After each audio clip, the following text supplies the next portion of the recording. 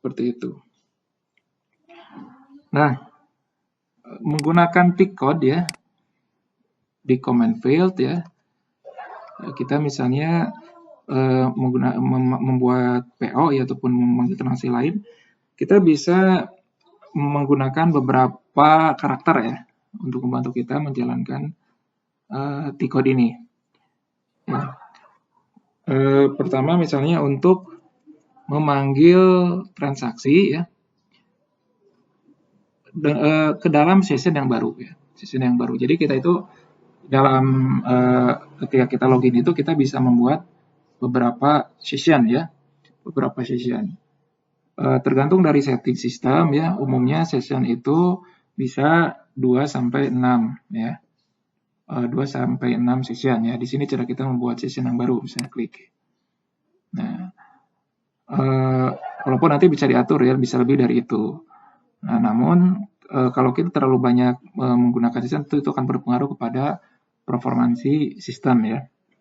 Jadi kita gunakan ya seperlu kita aja gitu, sesuai dengan kebutuhan kita. Nah, jadi kita misalnya di sini akan memanggil menu ya. Nah, ini session yang baru yang tadi kita klik dengan menggunakan create new session ya. Menggunakan create new session. Nah, jadi kita di sini sudah punya 2 session ya. Satu, kemudian session kedua ya. Seperti itu. Nah, kita juga bisa memanggil transaksi ya dengan menggunakan code ya. Misalnya ini kan tadi ME21N.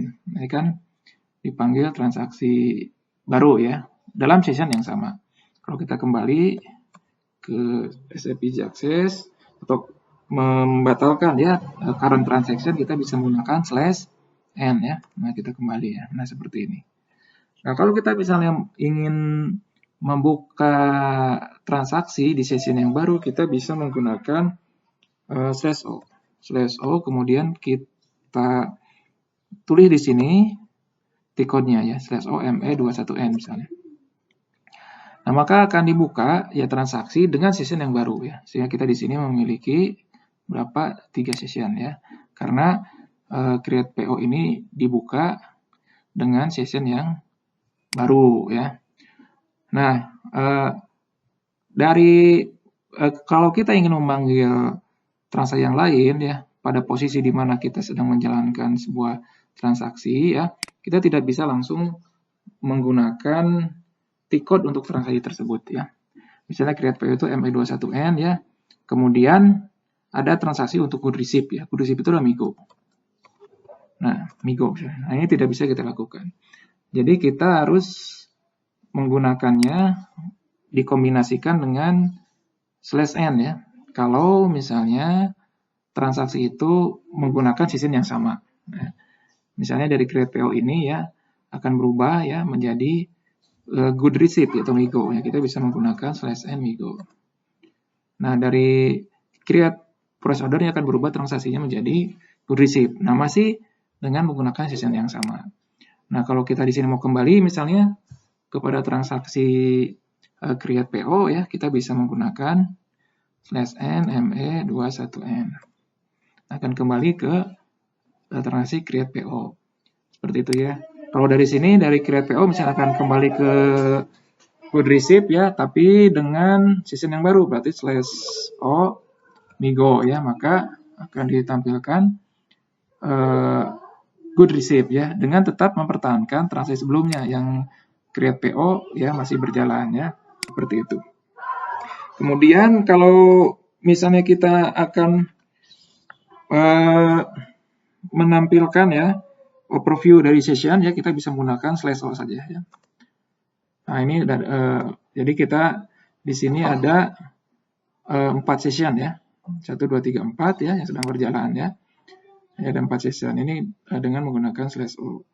Atau kita misalnya ingin keluar ya, mengakhiri login kita, keluar ya. Kita bisa langsung di sini exit ya. Exit. Nah, ini exit ini berarti keluar dari session ya, karena dari session atau keluar dari transaksi ya. Nah, seperti itu. Nah, kemudian kita juga bisa menggunakan transaksi slash nen ya.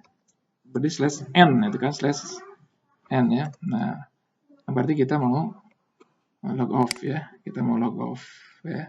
Atau juga bisa dengan mengklik menu log off ya.